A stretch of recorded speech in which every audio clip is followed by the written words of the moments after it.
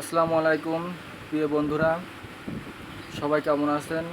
আল্লাহর রহমতে সবাই নিশ্চয়ই ভালো আছেন। তো আজ দেশের যে অবস্থা, আমি ধন্যবাদ জানাই আমাদের সমন্বয়ক ভাইদের, যারা দেশের জন্য জীবন দিয়েছেন, গোটা জাতির জন্য যে সাহসিকতার সাথে দেশ ও জাতিকে পথ দেখিয়েছেন, তার জন্য আমার মনের অন্তরস্থল থেকে জানাচ্ছি সম্মান ও শ্রদ্ধা। তো আজ দেশ স্বাধীন হয়েছে। তো আজ কুষ্টিয়াতে আমি একটু আগে বের হয়েছিলাম। কুষ্টিয়া ইনস্টিটিউটে যে অবস্থা, তো সবাই খুশি, সবাই যার যার মতো চলাফেরা স্বাধীনভাবে চলতে পারছে। তো তার সাথে আমি কুষ্টিয়া মডেল থানা, কুষ্টিয়া সমাজসেবা অফিস এবং কুষ্টিয়া আওয়ামী লীগের অফিসও ঘুরে আসলাম। তো থানার অবস্থা অনেক বেহাল দশা। আর কুষ্টিয়া আসগর আলী আওয়ামী লীগের সভাপতি, তার বাসা ভাঙচুর করা হয়েছে চরমভাবে। তো থানার তো কোনো অবস্থাতেই কিছুই নাই এবং জনগণ যা ছিল সব কিছু নিয়ে চলে গেছে।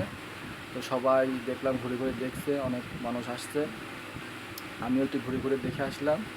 তো দেখে এসে মনে করছে আপনার সাথে একটু শেয়ার করি কুষ্টিয়ার যে অবস্থা।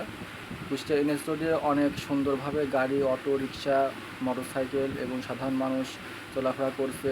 দোকানপাট খুলছে, কিছু গার্মেন্টসের দোকান বন্ধ আছে, তবে সেগুলোও বিকালের মধ্যে খুলে যাবে আশা করছি।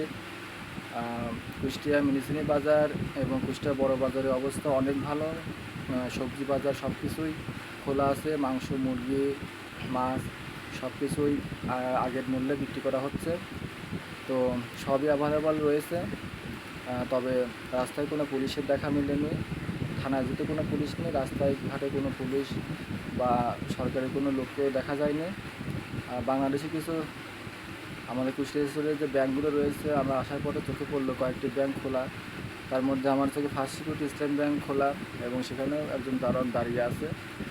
আর বড় বাজারের ভিতরে ঢুকেছি, সেখানে আমি কিছু বাজার করার জন্য গিয়েছিলাম। তো সেখানেও দেখলাম প্রত্যেকটি দোকানই খোলা এবং সেখানে প্রত্যেকটি ক্রেতা বিক্রেতা চরমভাবে বিক্রয় হচ্ছে। সবজি থেকে শুরু করে আপনার সকল কিছু সেখানে পাওয়া যায়। তো মোটামুটি সবাই খুশি এবং কুষ্টিয়াতে কিছু সংখ্যক লোক আনন্দ মিছিল করে গেল আমার সামনে দিয়ে। তো অবস্থা মোটামুটি সবাই আনন্দিত। শেখ হাসিনা পদত্যাগে এবং দেশে শান্তি ফিরে আসছে। গরিবরা যারা ছিল, মধ্যবিত্তদের যে সমস্যাগুলো ছিল, আর্থিক সমস্যা, হয়তো এখন থেকে তারা সেগুলো স্বাবলম্বী হতে শুরু করবে। তো সবাই ভালো থাকবেন।